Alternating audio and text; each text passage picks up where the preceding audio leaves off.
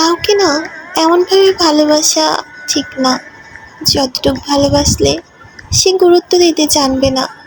আপনি দিনের দিন পর অনেক ভালোবাসবেন তাকে, কিন্তু আপনাকে সে দিনের পর দিন অবহেলা করে যাবে।